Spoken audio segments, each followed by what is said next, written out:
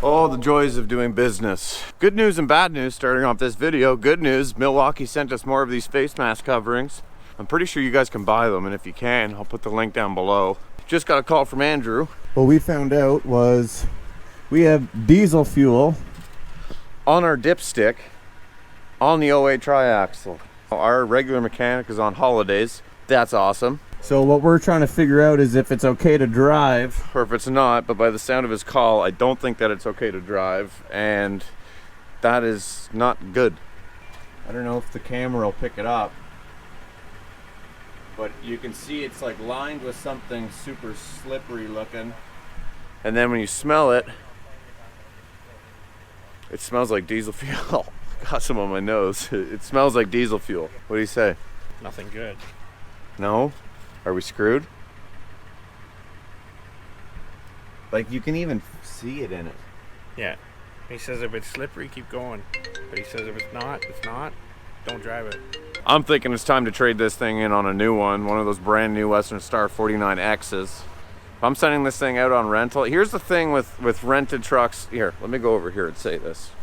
If you're in the business of doing your own work, you're doing your own jobs, and you got, 2 or 3 employees, you're an owner operator, you don't necessarily need the newest trucks and newest this and newest that. But, and this is just my opinion, but what I've come to realize over the years, I'm only 25, but if you're sending trucks out every day constantly to make you money, to pay off the payment, to pay off other trucks, whatever you're doing, you're sending them out on rental, you need the new trucks. And I hate saying that because they are so expensive, and that's why we don't want to buy another one right now, because it's really just not even in our budget this year.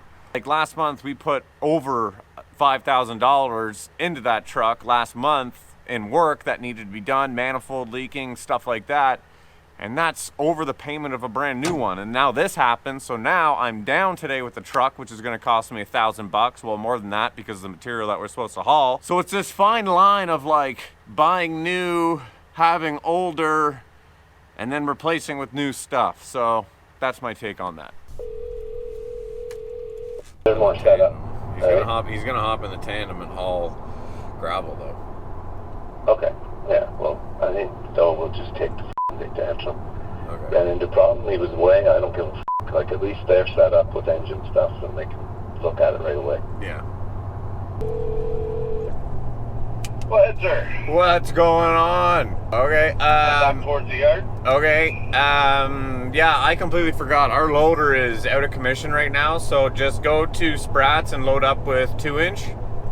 Okay. I'm here at my buddy's place, Joe. He actually is a Cooper, and I'll let him explain basically what he does, and I want to show you guys because it's actually an interesting thing that he does do, and he's one of very few, right, Joe? Yeah, there's not many people in Canada Yeah. doing it. Dog wants to say hi. Hello. So this is the warehouse part of the shop, kind of in a state of disrepair right now.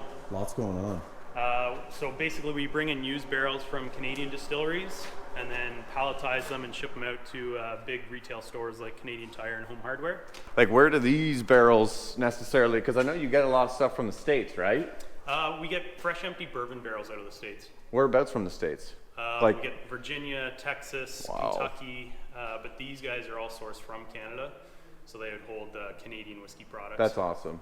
Yeah, I saw this on your Instagram. I'll put all his info and stuff down below. Where did this come from? China?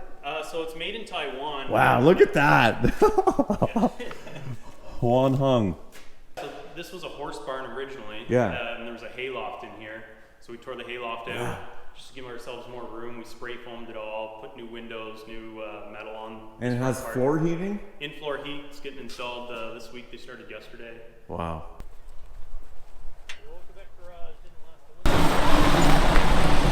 Yeah. You just go in, turn around, and back up. Last 3 months, you dump the first one.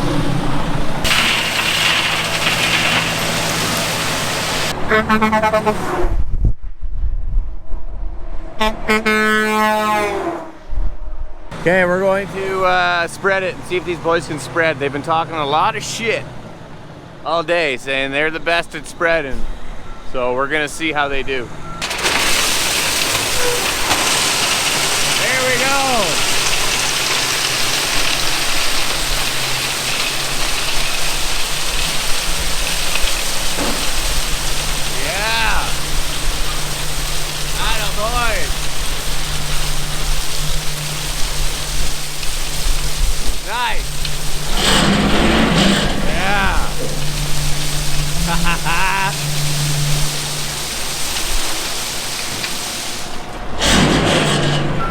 That was pretty consistent. That was pretty good.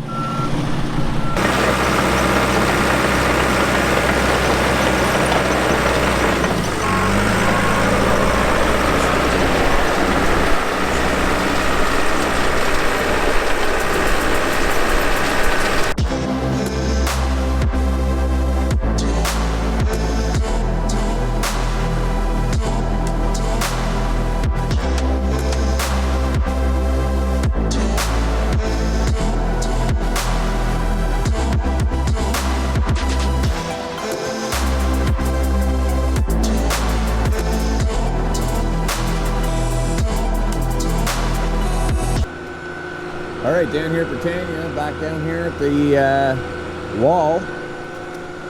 Boys are setting up the sign, road closure sign, big boom trucks here to pump out the concrete. Well, one of the lads forgot their hard hats today, and that's okay, because I got something special to show you guys what I'm rocking. Mr. Safety Bike Helmet. How's that?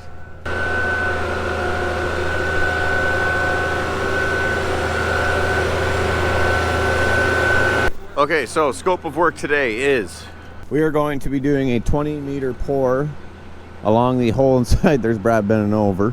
Inside this entire whole crack. Now, you guys remember when, and maybe I'll do a flashback right now to what this looked like before. This is what it looks like now. So we used to be all the way out to there where the gravel is.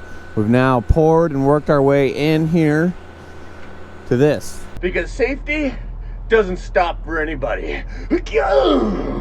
Okay, Brad's gonna explain what this water stop is, like this blue stuff here on the ground. Explain it. Yeah, it's a hydrophilic water stop. Its purpose is that you put it in on a smooth surface that bonds with the concrete, and at any point in time over the next years and years, if water works its way through this concrete, it hits that water stop, it swells. So it stops water coming through. The water goes away, it shrinks again. So it swells and shrinks as it needs to prevent water from coming through the different layers of concrete.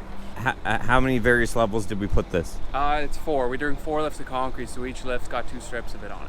And then is this our last pour or one more after this? We got one more after. We got to set 2 more blocks on, and then after this pour only goes to the top of this block. This is the hydrophilic water stop. Up close.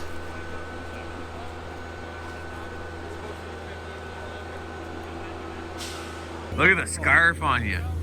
Oh yeah, Milwaukee. Oh, Milwaukee. You're coming within 6 feet, bro. I need this up on. Oh, yeah. How's that for a concrete truck, boys? Wow. Well, it's for breast cancer awareness, so that's pretty cool. Nice truck.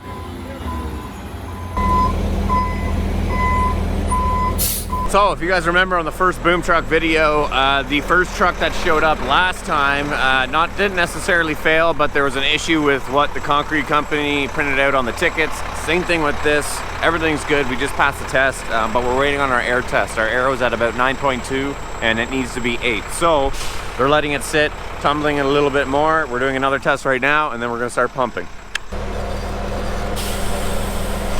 Pass? Well, yeah, I think that just jumped. It was sitting at 7.1. 7.1, she's good to go. Start pouring.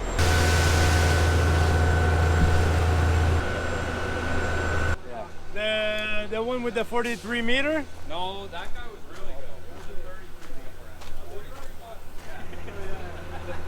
Yeah. Like I said, you put your pile in.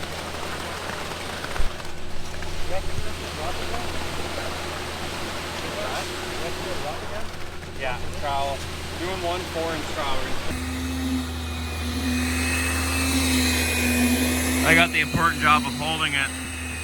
Without me, this whole job would fall apart. Ah!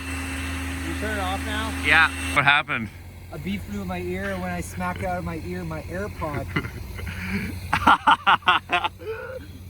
Oh. Should I just put it back in like that? Yeah, you're still good. This is a permanent installation. You're still good.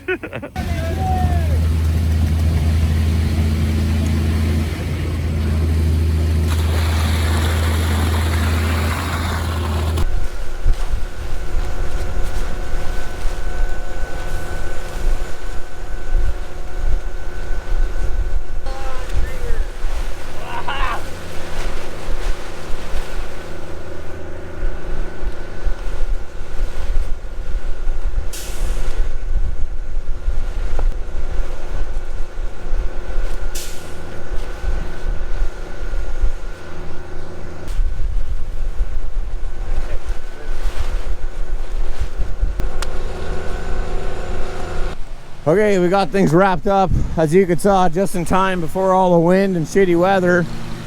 So we got everything all tarped, insulated, tarped, and polyed underneath. The wall that we poured a couple days ago, it's all insulated, tarped, everything's good to go. The engineers have their thermometers in here. That's a wrap. Thank you guys for watching the video. What a wild end to it. Appreciate every one of you watching the video, subscribing, liking, all that stuff. We'll catch you guys on the next one. Have an awesome weekend. Take care.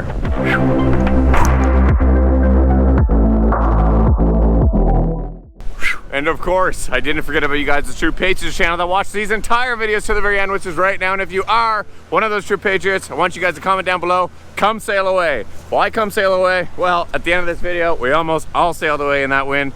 So if you guys watch the entire video to the very end, comment down below, come sail away. I appreciate you guys. We'll catch you on the next one. Peace. Take care.